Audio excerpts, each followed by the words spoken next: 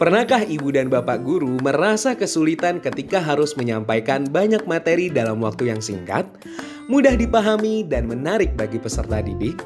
Atau bapak dan ibu guru merasa peserta didik terlalu pasif dalam kegiatan belajar mengajar?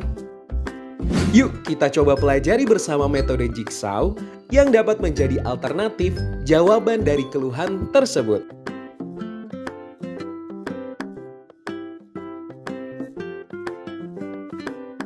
Metode Jigsaw pertama kali ditemukan oleh Elliot Aronson pada tahun 1971. Metode Jigsaw ini merupakan pembelajaran yang bersifat kooperatif. Setiap peserta didik akan bertanggung jawab untuk menguasai salah satu bagian pembelajaran dan mengajarkannya ke dalam tim.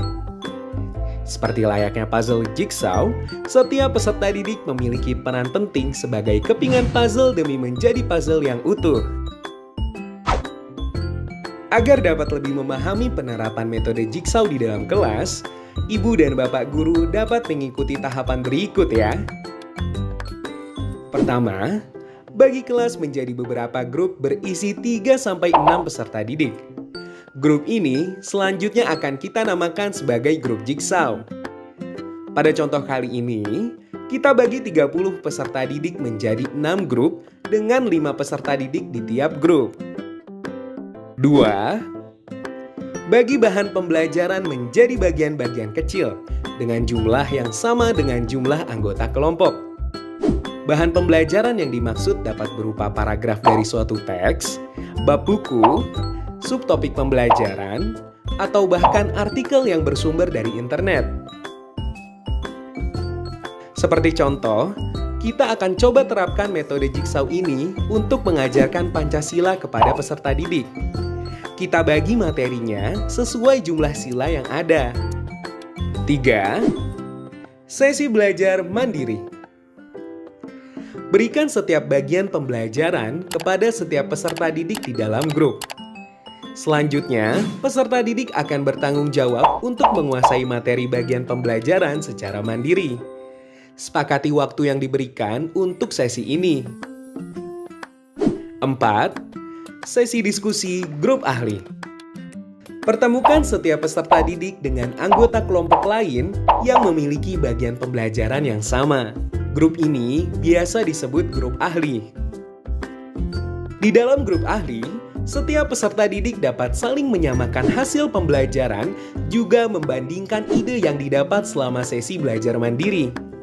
Termasuk menyiapkan strategi menyampaikan konsep yang dipelajari ke dalam grup Jigsaw-nya. Sepakati juga waktu yang diberikan untuk sesi ini. Dengan adanya sesi grup ahli, diharapkan pemahaman tiap peserta didik terkait materi dapat disetarakan. Kesalahpahaman dalam menarik ide dan kesimpulan mandiri pun dapat diminimalisir. 5. Sesi grup Jigsaw. Setelah sesi grup ahli selesai, kembalikan setiap anggota ke dalam grup Jigsaw-nya kembali. Setiap anggota kemudian akan saling bercerita hasil pembelajarannya ke setiap teman di dalam satu grup. Sambil menunggu giliran bercerita, instruksikan kepada anggota yang lain untuk membuat catatan dan memberikan pertanyaan. Sepakati juga waktu yang diberikan untuk sesi ini. 6. Asesmen. Berikan asesmen formatif di akhir sesi yang mewakili pemahaman dasar keseluruhan materi. Asesmen formatif bisa berupa soal, peta konsep, atau bentuk lainnya. Selanjutnya, mari kita coba bahas beberapa pertanyaan terkait penggunaan metode Jigsaw.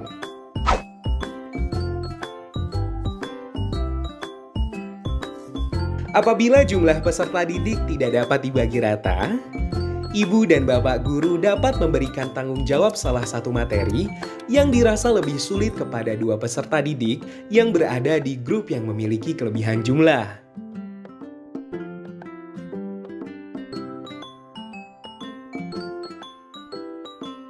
Untuk menyempurnakan metode Jigsaw dari Aronson, Robert Slavin pada tahun 1986 memberikan sedikit sentuhan pada cara penilaian asesmen di akhir sesi Jigsaw.